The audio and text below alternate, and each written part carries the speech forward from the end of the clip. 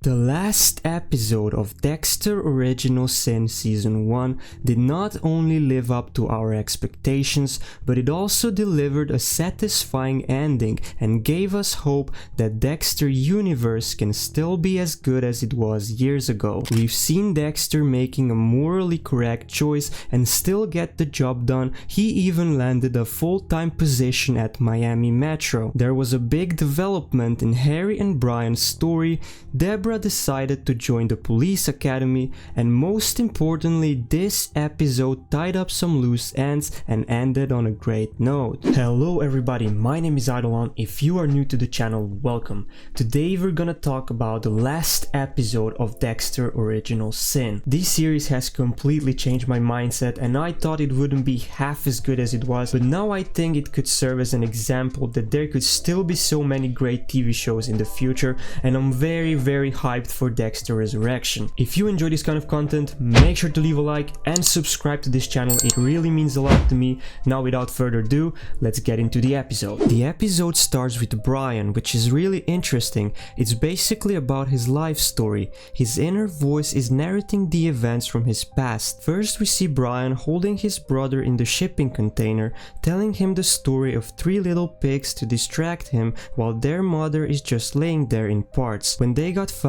Brian said that it was the first time his brother got taken from him. After that, we can see his development through the years. He was taken to many foster homes, with each foster home being worse than the previous one, and at the end, he ended up in a mental hospital. The first foster home was probably the worst for him because this kid triggered his PTSD by locking him in a closet. What is interesting to see is that all his victims till now were people from foster homes, including Raul, who was working at a hospital, and Petrie, who was his psychiatrist. Then we get to see why Brian did this horrible thing to Petrie. We learn that Petrie, as his psychiatrist, didn't allow him to see Dexter since he is a trigger for him. Because of that, Brian lost his temper and smashed his head in, then drove away in his car. Before we go further into the episode, I would like to announce the first giveaway winner, and that would be, let's see, Hard Barney. Congratulations. Please contact me on Instagram so I can get this shipped to you as soon as possible. Now stay tuned because the second giveaway winner will be announced soon. Back to the video. The next scene is a direct continuation after the ending of the previous episode. We can see Dexter following Spencer. At first, Dexter thought Spencer was leading him to the station, but then he realized that he was leading him to Nikki. This was all pretty messed up considering the fact that Nikki was only half a mile away from the station while the police were searching everywhere for him. Then we can see Bobby in the hospital along with his wife and Harry. Deborah comes to visit him as well. At that time he is still in coma and everyone is rooting for him to get better. La Guerta comes knocking on the hospital room's door, telling Harry that she just got paged. She tells Harry about dismembered victim. She goes further into the details, telling him about the chainsaw and even the name of the victim. As soon as Harry hears the name Barbara Plimpton, he knows what's going on. La Guerta even asks him if that name means anything to him. He, as the audience, can clearly tell from the look on his face that he is well aware of what's happening. Harry then decided to visit the crime scene with La Guerta,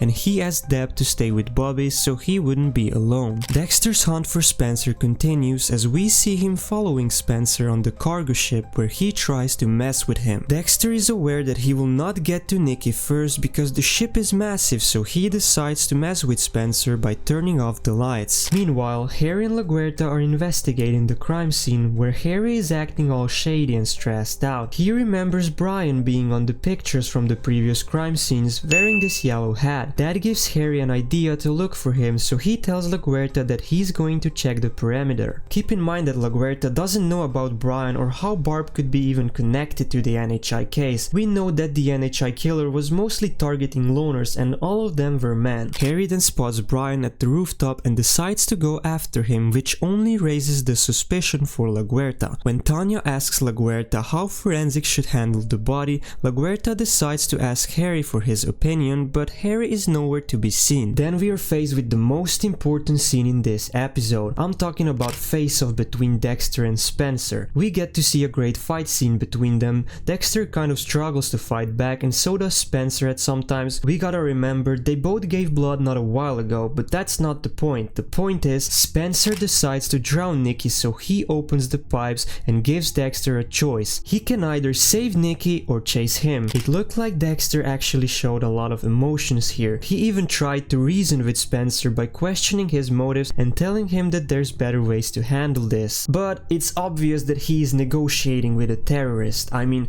who does that kind of thing to children out of vengeance? Anyways, Dexter, despite his urges, decides to save Nikki's life instead of chasing Spencer. We get this wholesome scene of Dexter going underwater, doing everything he can to get him out. He eventually manages to get Nikki out, and he even gives him mouth-to-mouth revive, which could serve as a reference to what Harry did to Junior, but unlike Harry, Dexter successfully saved his life. This scene is compelling in my opinion because not only did Dexter make a morally correct choice, but even from the audience's viewpoint, it made us compassionate towards him as the character in general. The scene then ends with Dexter bringing Nikki at the deck of the ship. He covers him with a blanket and fires some flares into the sky to attract the police before he disappears. At the end, we see multiple police cars approaching Nikki's location, which means he will soon be in good hands. Then we see Deb talking to Bobby in the hospital, where she opens up about her life. He is still unconscious at the time, and it looks like Deb trusts him a lot because she is sorta hoping he can hear her. Well, after that, we have my personal favorite scene in this episode. But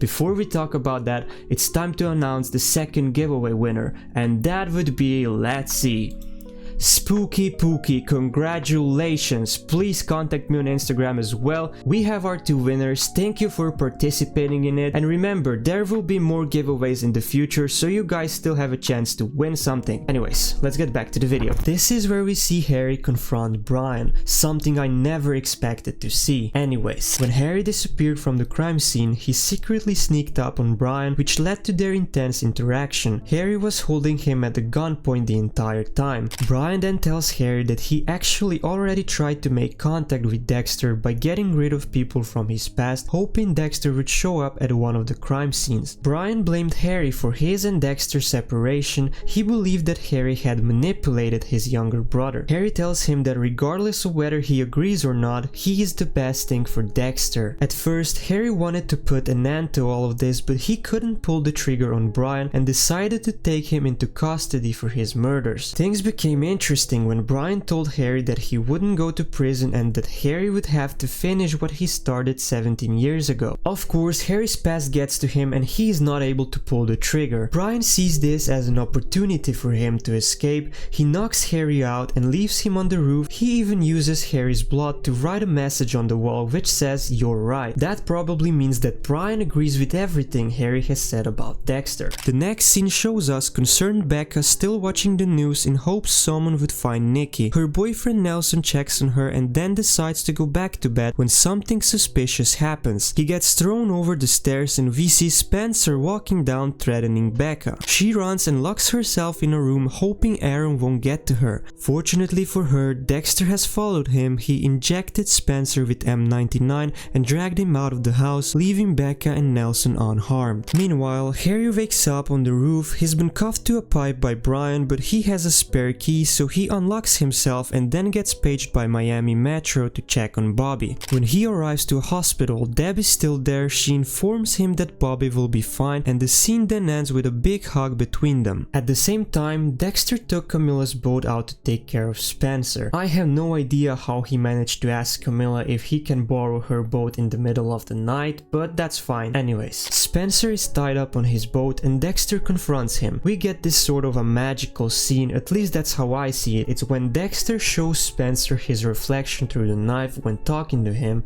and then it cuts to Dexter's reflection. It looked like something Michael C. Hall would do. It was very well made. After Dexter roasting him for a moment, Spencer had enough and told him to just get it over with. Dexter then takes care of Spencer, and the scene shows us that Dexter found a new way to dispose bodies, and after he's done, he returns back home. Back at home, Dexter comes face to face with Harry. They skip the small talk and just talk about Spencer. Harry tells Dexter that his instincts about him were right, then he apologizes to him and it goes back to back. Dexter explains to him that he took care of Spencer, and Harry isn't that upset because Dexter saved Nikki and this did kind of make up for that. The scene then ends with Harry's quick flashbacks and Dexter saying Spencer wasn't born a monster, he became one, which is arguable, but Harry agrees with him and tells him that he's proud of him. Unpopular opinion: if someone can do this to children at any point of their lives, they were likely troubled from the beginning. As we're getting closer to the end of the episode, we get to see Deb and Sophia at school.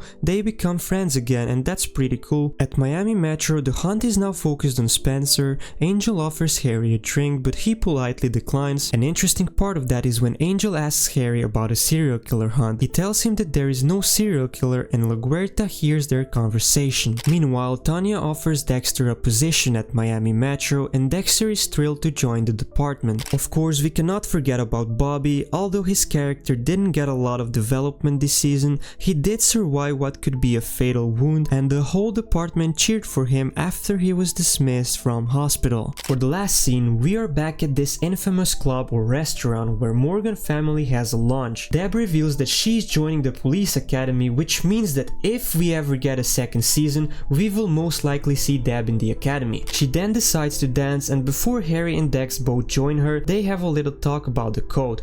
Harry tells him that from now on it's his code, and they all end up dancing. It looks like Dexter got a happy ending, but it wasn't happy for everyone. We see Brian looking at the Morgan family through the window, and he doesn't look happy at all. This is where the episode ends. Wow, what an episode. Brian staring at Dexter and his family at the end was brilliant. Overall, the story and the whole season was pretty good, including the ending. I really did enjoy the whole series. Yeah, they delivered, and I hope that Resurrection would be as good, if not even better than this. What do you guys think about the series? Did it live to your expectations? Were you disappointed? Would you like to see a second season? Let me know down in the comments. And as always, don't forget to subscribe, leave a like if you enjoyed it, and I will see you with the next video. Peace out.